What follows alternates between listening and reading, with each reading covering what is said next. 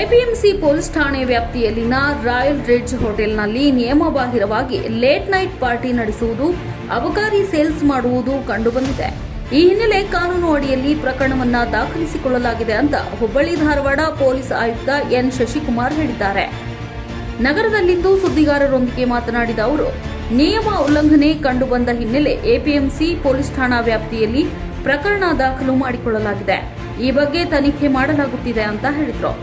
ಅದರಲ್ಲೂ ಮುಖ್ಯವಾಗಿ royal ridge hotel ಕುರಿತು ಸ್ಥಳೀಯರು ಲೇಟ್ ನೈಟ್ ವಾಹನ ಓಡಾಟ ಮಾಡುವುದರಿಂದ ತೊಂದರೆಯಾಗುತ್ತಿದೆ, ಶಬ್ದ ಮಾಲಿನ್ಯ ಉಂಟಾಗುತ್ತದೆ ಎಂಬ ದೂರುಗಳಿವೆ.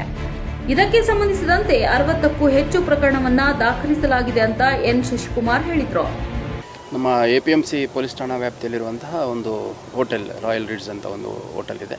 ಆ ಹೋಟೆಲಲ್ಲಿ ನಿಯಮ ಬಾಹಿರವಾಗಿ ಸಮಯ ಏನು as per the permission, licence permission ಇದೆ, ಆ ಸಮಯ ದಾಟಿ ಅಲ್ಲಿ ತಮ್ಮ ಎಸ್ಟಾಬ್ಲಿಷ್ಮೆಂಟನ್ನು ಓಪನ್ ಇಟ್ಟಿರುವಂಥದ್ದು, ಮ್ಯೂಸಿಕ್ ಸಿಸ್ಟಮನ್ನು ಪ್ಲೇ ಮಾಡಿರುವಂಥದ್ದು, ಪಾರ್ಟಿಗಳನ್ನು ಆಯೋಜನೆ ಮಾಡಿರುವಂಥದ್ದು ಮತ್ತು ಎಕ್ಸೈಸ್ ಸೇಲ್ಸ್ ಮಾಡಿರುವಂಥದ್ದು.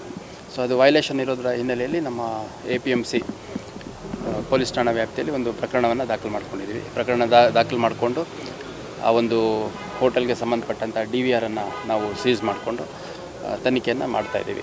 ಅದರಲ್ಲಿ ಮುಖ್ಯವಾಗಿ ನಮಗೆ ಸದ್ಯದ ಮಾಹಿತಿ ಪ್ರಕಾರ ಕಂಡು ಬಂದಿರುವಂಥದ್ದು, ಒಂದು ಅಕ್ಕಪಕ್ಕದವರು ಭಾಳಷ್ಟು ಜನ ಅಲ್ಲಿ ಲೇಟ್ ನೈಟ್ ಕೂಡ ವೆಹಿಕಲ್ಸ್ ಓಡಾಡೋದ್ರಿಂದ ಅಲ್ಲಿ ನಮಗೆ ತೊಂದರೆ ಆಗುತ್ತೆ ಅನ್ನುವಂಥದ್ದು, ಮತ್ತು ಮ್ಯೂಸಿಕ್ ಸಿಸ್ಟಮನ್ನು ಪ್ಲೇ ಮಾಡ್ತಾರೆ, ಅದರಿಂದ ಸುತ್ತಮುತ್ತ ಸೌಂಡ್ ಪೊಲ್ಯೂಷನ್ ಆಗುತ್ತೆ ಅನ್ನುವಂಥದ್ದು.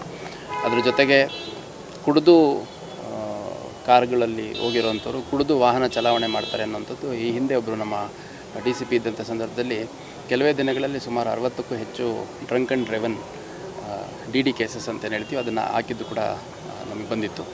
ಅದ್ರ ಜೊತೆಗೆ DVRಗಳಲ್ಲಿ ಭಾಳ ಸ್ಪಷ್ಟವಾಗಿ 2 ಗಂಟೆ 3 ಗಂಟೆವರೆಗೂ ಅಲ್ಲಿ ಪ್ರೋಗ್ರಾಮ್ಗಳನ್ನ ನಡೀಲಿಕ್ಕೆ ಬಿಟ್ಟಿರುವಂಥದ್ದು, ಮತ್ತು ಅಲ್ಲಿ ಲಿಕ್ಕರ್ ಸೇಲ್ ಮಾಡಿರುವಂಥದ್ದು. ಇವಾಗ ಸಪೋಸ್ 11 ಅಥವಾ 12 ಗಂಟೆ ಅವ್ರಿಗೇನು ಪರ್ಮಿಷನ್ ಇರುತ್ತೆ ಅದನ್ನು ಮೀರಿ ಕೂಡ 1.5-2 ಗಂಟೆ ಸಮಯದಲ್ಲೂ ಕೂಡ ಅಲ್ಲಿ ಇರೋವಂಥವ್ರಿಗೆ ಲಿಕ್ಕರ್ ಸರ್ವ್ ಮಾಡಿರುವಂಥದ್ದು ನಮ್ಮ ಗಮನಕ್ಕೆ ಬಂದಿದೆ.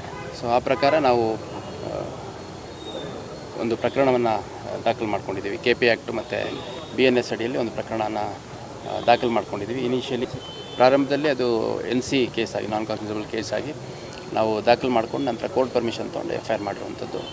ಅದ್ರ ಜೊತೆಗೆ ಅಬಕಾರಿ ಇಲಾಖೆಗೆ ಕೂಡ ಇವ್ರದ್ದೇನು ಟೈಮ್ ವೈಲೇಷನ್ ಆಗಿದೆ ಅದ್ರ ಬಗ್ಗೆ ರಿಪೋರ್ಟನ್ನು ಕೊಡುವಂಥದ್ದು, ಮತ್ತು ಮುಂದುವರೆದು ನಮಗೇನು ಇಲಾಖೆ ಒಳಗಡೆ ಕ್ರಮ ಕೈಗೊಳ್ಳಲಿಕ್ಕೆ ಸಾಧ್ಯತೆ ಇದೆ ಅದನ್ನು ಕೂಡ ಕೈಗೊಳ್ಳಲಾಗುತ್ತೆ.